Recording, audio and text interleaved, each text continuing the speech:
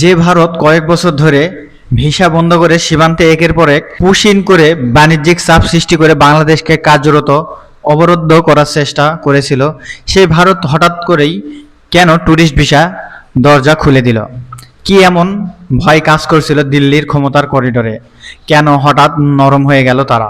কারণ তারা বুঝে গিয়েছিল বাংলাদেশ চীনে এমন একটি পদক্ষেপ নিতে যাচ্ছে যা শুধু ভারতের জন্য অস্বস্তিকর নয়, বরং দক্ষিণ এশিয়ার পুরো ভূ রাজনৈতিক সমীকরণকেই উল্টে দিতে পারে। ঠিক সেই কারণে শুরু হয়েছিল দিল্লির শেষ মুহূর্তের মনস্তাত্ত্বিক খেলা। কিন্তু তারা জানতো না, ড্রাগন যখন শিকার ধরে তখন সে শব্দ করে না, সে শেষ মুহূর্তে সবল মারে।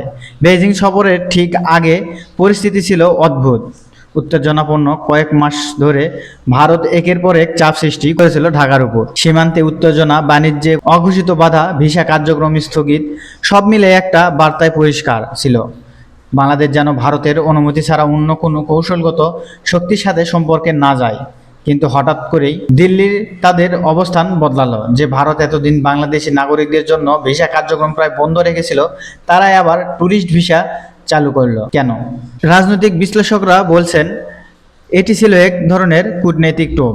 দিল্লি চাইছিল বাংলাদেশের সরকার প্রধানকে কিছুটা নরম করা যায় কিনা, যাতে বেইজিং গিয়ে এমন কোনো বড় কৌশলগত চুক্তি না হয় যা ভারতের নিরাপত্তা এবং আঞ্চলিক আধিপত্যের জন্য দীর্ঘমেয়াদী বিপদ তৈরি করবে। প্রিয় দর্শক, ভিডিওর মূল আলোচনায় যাওয়ার আগে যারা এখনও আমাদের চ্যানেল দেশকথনটি সাবস্ক্রাইব করেন নাই, অবশ্যই সাবস্ক্রাইব করে বেল আইকনটি বাজিয়ে রাখুন, যাতে করে পরবর্তী ভিডিও আপনার সবার আগে পেতে পারেন। প্রিয় দর্শক, পুরো ভিডিওটি আপনার মনোযোগ সহকারে দেখবেন। আর যারা আমার চ্যানেলে সাবস্ক্রাইব করে রেখেছেন তারা অবশ্যই ভিডিওটি বেশি বেশি করে শেয়ার করবেন। যারা নতুন দেখতেছেন তারাও ভিডিওটি শেয়ার করবেন।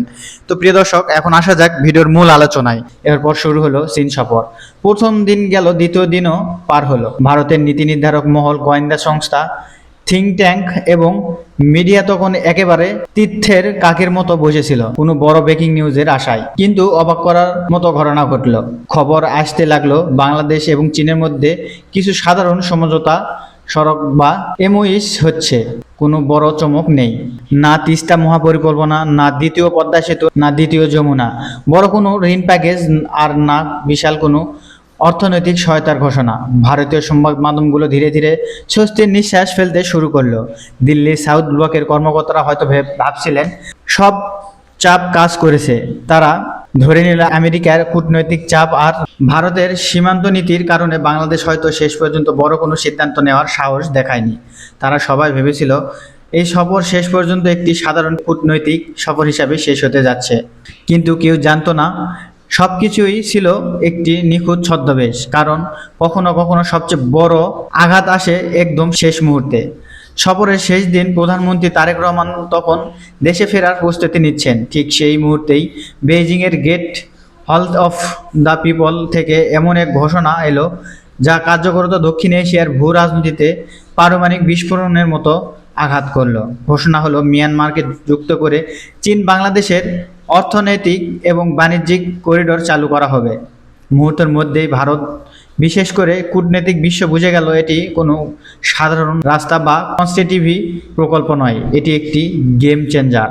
এটি একটি আঞ্চলিক শক্তির মানচিত্র। অনেকের কাছে মনে হতে পারে এটি একটি আঞ্চলিক শক্তির মানচিত্র।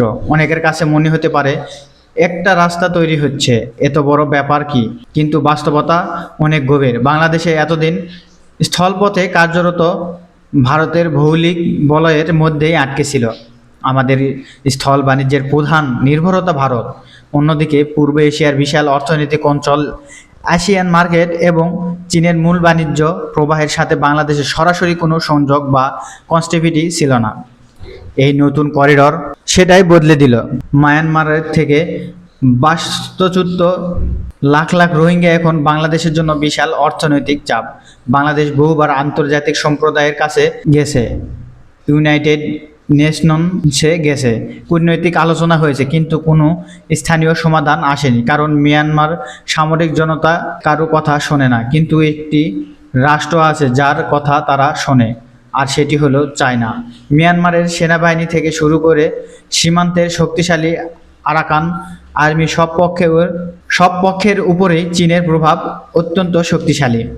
এখন যখন মিয়ানমার এই করিডোর অংশ হবে, যখন তাদের ভূখণ্ডের উপর দিয়ে চীনের বিশাল বাণিজ্যিক প্রবাহ চলবে, তখন মিয়ানমারকে স্থিতিশীল দেখা চীনের নিজের স্বার্থ পরিণত হবে।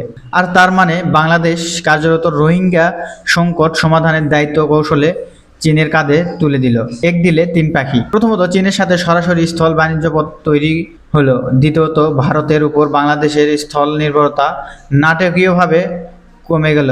তৃতীয়তে, রোহিঙ্গা প্রত্যাবাসনে প্রশ্নে চীন নিজেই এখন সক্রিয় হতে বাধ্য হবে। কিন্তু এই করিডোর শুধু অর্থনৈতিক করিডোর নয়, এবং এর ভিতরে লুকিয়ে আছে সামরিক বাস্তবতা।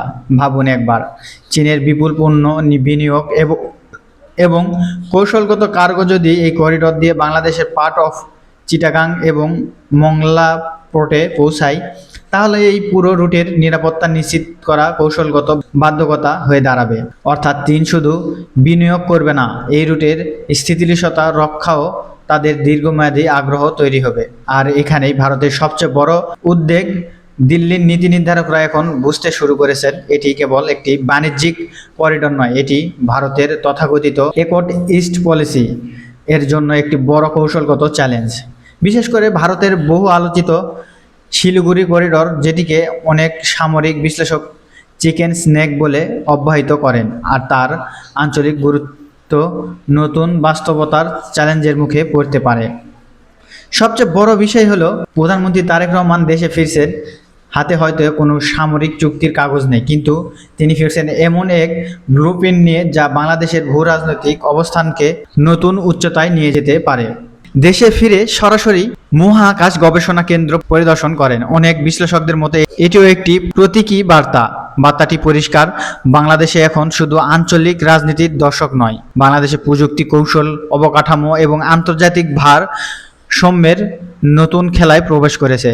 অপেক্ষা এখন আগামী কয়েক মাসের, কারণ ইতিহাসের নতুন এই অধ্যায়ের বাংলাদেশ আর কারো পিছনের উঠান নয়। বাংলাদেশ এখন বিশ্ব দরবার বোর্ডে নিজেই একটি গেম চেঞ্জার, আর দক্ষিণ এশিয়ার শক্তির ভারসাম্য হয়তো আজ থেকেই বদলাতে শুরু করেছে। আরেকটি বিষয়ে খেয়াল রাখতে হবে, সেটি হলো চীন থেকে আসার পর প্রধানমন্ত্রী তারেক রহমান এবং বিএনপি জামাতের প্রতি উদারতার নীতি দেখাচ্ছে।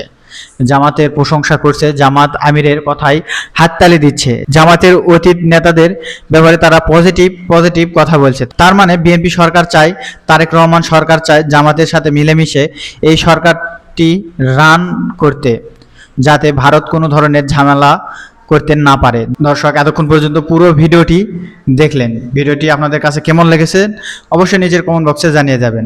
আর এই পুরো বিষয়টিকে আপনারা কিভাবে দেখছেন সেটিও আমাদের কমেন্টের ঘরে জানিয়ে দেবেন। তো প্রিয় দর্শক, যারা এখনো আমাদের চ্যানেলটি সাবস্ক্রাইব করে নেয়, তারা ফটাফট সাবস্ক্রাইব করে বেল আইকনটি বাজিয়ে রাখুন, যাতে করে পরবর্তী ভিডিও সবার আগে আপনারা পেতে পারেন। তো এই বলে আজকের ভিডিও এখানে শেষ করছি। দেখা হচ্ছে পরবর্তী ভিডিওতে। সে পর্যন্ত সবাই ভালো থাকবেন, সুস্থ থাকবেন। সকলকে ধন্যবাদ। আসসালামু আলাইকুম ওয়া রাহমাতুল্লাহ। আল্লাহ হাফেজ।